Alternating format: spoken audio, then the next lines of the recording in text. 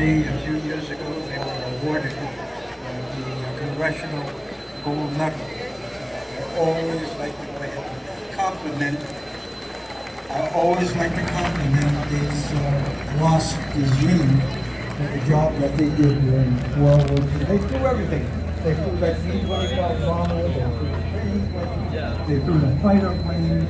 They even did some tow-target work with the A-20 and planes like that they flew. Harry, that's a great story. In fact, I'm good friends with Bee Hyde, who's a WASP, and even her age at like 98, I think she could probably still shoot down like half of his hair now and all that. So you're actually in really good shape. I'm going to ask you, how old were you when you were having the air combat with the FW-190s? Because I'm going to actually take that into another dialogue here. Yeah, I believe I was 20 years old at the time.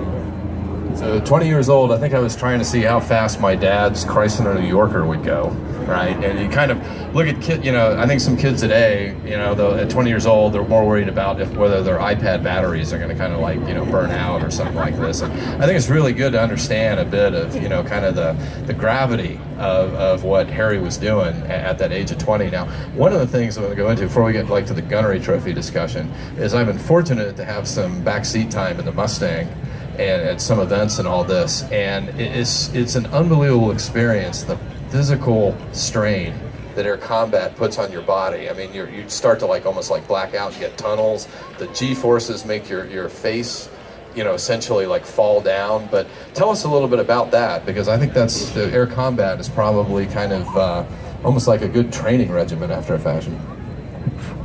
Well, certainly in combat there in the Air Force, and I flew mostly in the winter time there, but we were flying at high altitude. We got as high as maybe, it depends on how high the bombers were, but the B-17, they usually flew at a higher altitude, and they sometimes pushed us up as high as 32 or 32,000 feet, where the free air temperature up there was 50 degrees below zero. So the heater in the airplanes that we had weren't that good. They were what they call waste heat heaters, and they were bypass air that came off the engine that was ducted through the cockpit. But by the time it got to the cockpit, it wasn't that warm.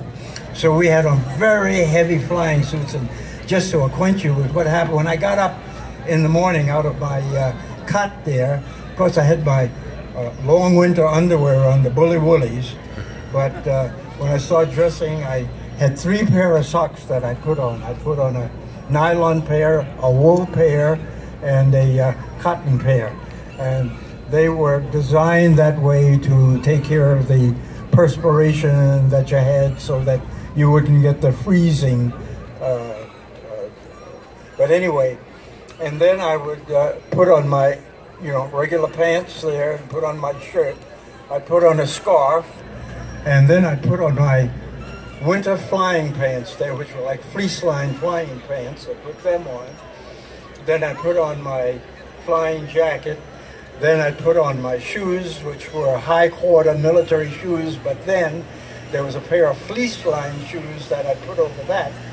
Then I would put on the other paraphernalia. I had a bailout tank that I would have strapped to my legs, 1,800-pound pressure bailout tank, in case I had to bail out at very, very high altitude, and I'd put the tube in my mouth and turn a spigot there to get oxygen as I was coming down.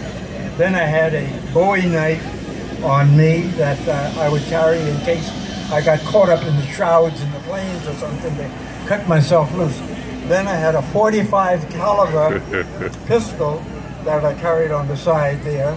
Then there was a Mae West that I put on, and this was an inflatable life jacket, and I pulled the strings on them, and they would open a CO2 cylinder, and they would inflate the life jacket in case I went down in water. And it's not ended yet. Then I put on my parachute, and under my parachute, I had a life raft, a one-man dinghy that also I could pull out and climb up in once I inflated it. with the CO2 cylinder. And then it had other things like fishing tackle, and all of that sort of stuff. It's going to fish out there in the water there. But anyway, it also had bailout package. And in that bailout package, I had Russian money, and I had Italian money, and I had German money, and I had all sorts of money there that I could go ahead and try to bribe my way out of the territory that I went down in. Thankfully, I never had a cause to use that. Then there was my helmet that came on, and the helmet had the oxygen mask, which covered most of my face there, and then the gloves that I put on were 3 pair of gloves, leather gauntlet, and then a woolen pair, and then a nylon pair. Well, all in all, I guess I was about 150 pounds when I got up in the morning out of the cot. But when I was ready to get in the aeroplane, I'm sure that I must have weighed at least 200 pounds. And I was so clumsy that my crew chief had to help me in the plane and had to strap me in the plane and fasten my seat belts. And then there was a 75-pound fuselage tank behind me. I couldn't even turn around to see how much fuel I had in it to check it. But there was a mirror up in the cockpit here, and I could look in the mirror and see it. But that was the type of thing that I had in flying the combat. Yeah, so you can see how strenuous it is just to even like get to a point of like even fly some of these things. So Harry, I got a couple more questions to run past you. So, you know, we talked a little bit about the 1949 gunnery competition, and I think talking with some of the other Tuskegee Airmen and some of your colleagues, I think two factors. One, the different types of missions that you flew in Italy and Germany. Both air combat superiority type maneuvering and missions, and then also ground strafing probably led a lot to kind of winning that trophy, which actually disappeared and was found by Zelly Orr many years later, is now in the U.S. Air Force Museum. But one person that's kind of been instrumental in the formation and direction of the Tuskegee Airmen was General Davis. And a strict disciplinarian, but fair. But tell us what it was like to have like a great leader like General Davis, kind of showing you the way. Well, he was great, and I think that the Tuskegee Airmen never would have had the success that they did without him. He was a West Pointer, and he went to West Point. His dad was a general, but Benjamin O. Davis Jr. was one of 3 graduates. 3 African-American graduates from West Point up until that time. He had a hardship to overcome at that time there, and when he went to the point there, 4 years there, he had no roommate. He slept, in a room by himself, and he had no table mates in eating dinner, is that the other cadets did not eat with him. So he had to go through his 4 years without any companionship and that type of thing, and yet he graduated within the 10th percentile of his class there. He was a great man. I had the privilege of flying his wing. We had 4 squadrons overseas there, the 99th, the 100th, the 301st, and the 302nd. He had his plane in the 301st. That was the squadron I was in, and I had the privilege of flying his wing, being his wingman, on a couple of occasions. Again, when we left overseas, and we all were stationed in Lockbourne Air Force Base in Columbus, Ohio, where the 332nd Fighter Group, or the Tuskegee Airmen, were again resurrected as a fighter group there. When we were chosen, 3 of us were chosen to go out to Las Vegas, Nevada and compete in the Top Gun tournament there. Colonel Davis wanted to see us in his office. And the 3 of us walked in and we saluted, he was a strict disciplinarian.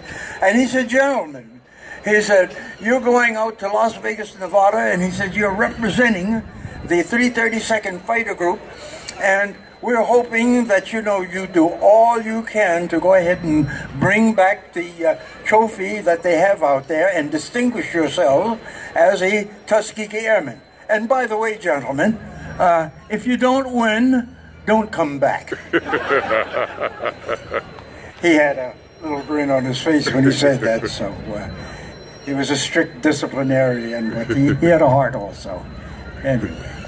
No, that's a great story, Harry, and I think some of the prior experiences, both air combat in Italy and Germany, and then also having a WASP essentially kind of quote-unquote wax your fanny, as the saying goes, right? I think probably led up to, I think, that success around the winning the gunnery trophy. So kind of I got one kind of like last question for you. So there's probably some folks out there, whose kids are interested in aviation and maybe flying and all this. What sort of advice might you give them?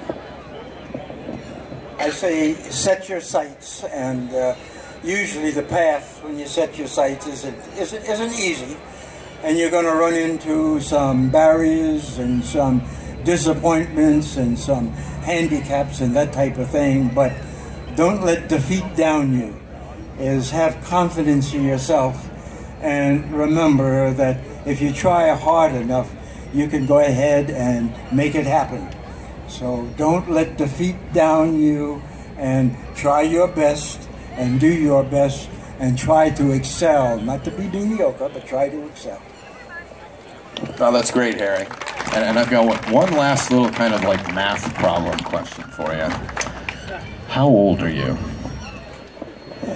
93.